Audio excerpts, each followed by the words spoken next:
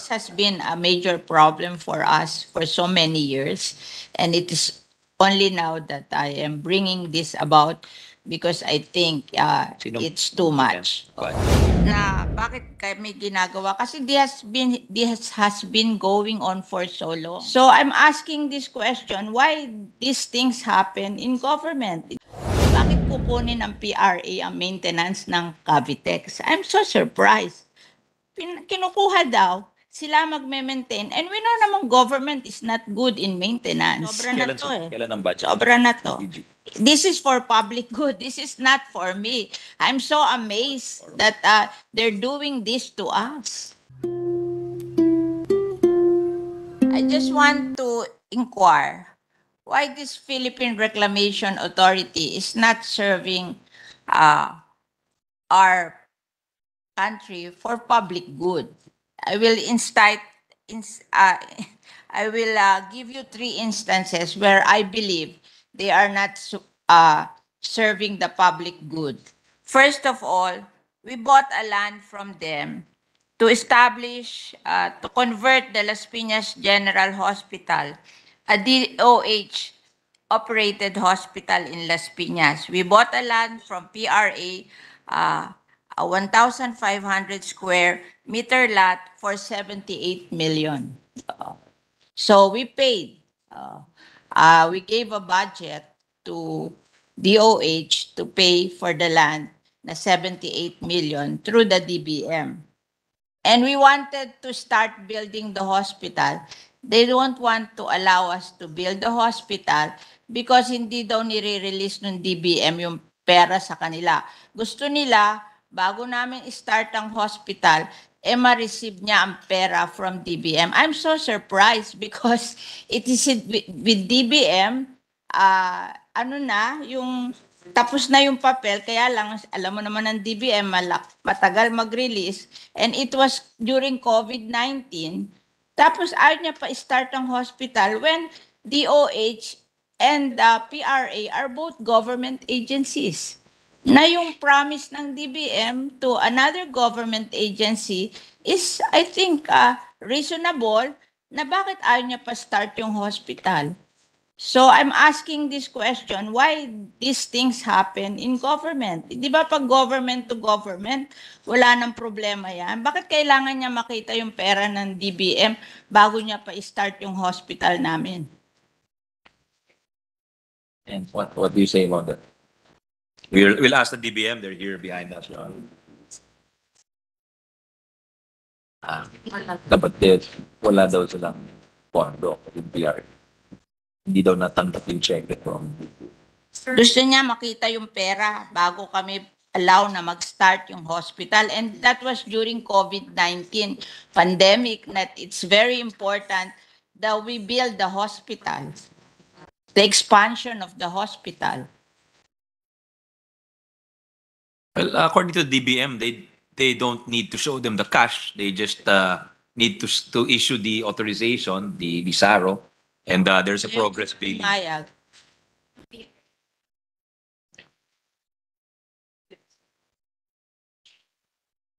So that's one question. I just want to ask these questions, to say these questions, because it's always happening, and I'm amazed how it's happening, how we allow them to happen. Yeah. Another is we bought a land also from PRA to build a DPWH district office in Las Piñas. So, kasi isa kaming district na Muntinlupa. We bought the land.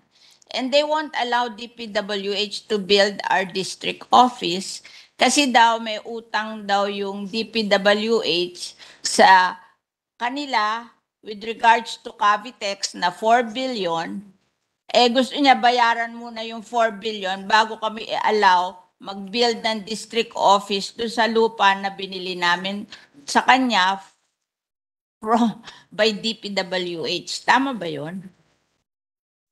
Your Honor, maybe we should ask the DBM to respond to you in writing once they know all the facts of the matter, Your Honor. Nag-follow up din ako sa walang magawa eh. And with the DPWH also. Bakit? Yung Your Honor. bang yung bang PRA, magagawa na lang nila, gusto nilang gawin, at considering it's a government agency. Sabi nila, hindi daw nila i-allow until bayaran ng DPWH yung 4 billion na right of way dun sa Cavitex. Ano naman ang relation ng Cavitex Or the dun GCG? sa aming What's the, district office ng DPWH? what's the remedy for inhering GCG kung sakali? The sanction. Well, there is a government, this GCG.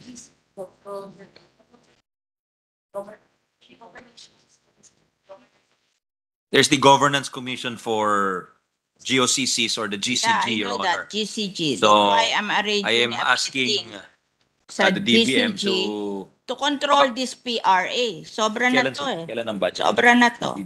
This is for public good. This is not for me. I'm so amazed that they're doing this to us. Your Honor, the GCG budget is tomorrow. We can ask the GCG. I will what- not be here tomorrow, so I'm relying on you, Chairman, to ask the GCG to control that PRA. Okay. Kasi he has been doing this yung for so long and nagsasawa na ako kasi remember yung aming pinasa na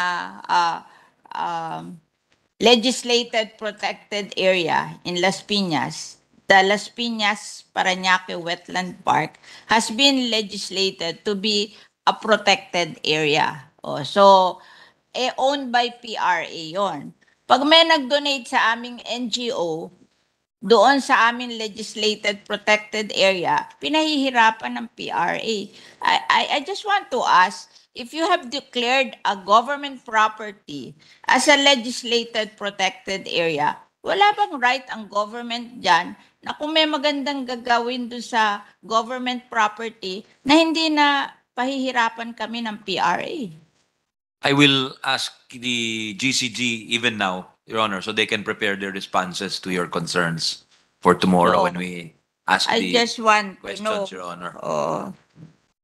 na bakit kami ginagawa kasi this has been going on for so long, and there are many instances na tingin ko naman yung concern namin is for public good, but kami pinahihirapan. Like for example, I talked to Cavitex because they are not maintaining yung Cavitex anymore. Kasi I pass through there every day. I saw its maintenance before and it's deteriorating. Ang sabi sa akin ng Cavitex, tinake over daw ng PRA yung maintenance ng Cavitex from Cavitex. Kaya nagde-deteriorate yung maintenance. And I'm very concerned about that because yun yung aming, naandun yung aming Las Piñas Parañaque Wetland Park, and it is a ecotourism area. So, pag hindi nila minentain yun, nakakahiya naman yung mga tourists na pupunta doon sa aming Las Piñas Parañaque Wetland Park. It is the only legislated protected area in Metro Manila. At pag may conference ng environment, usually dinadala nila doon. So, kung hindi ma-maintain very well yon, di nakakahiya naman tayo to foreigners, di ba?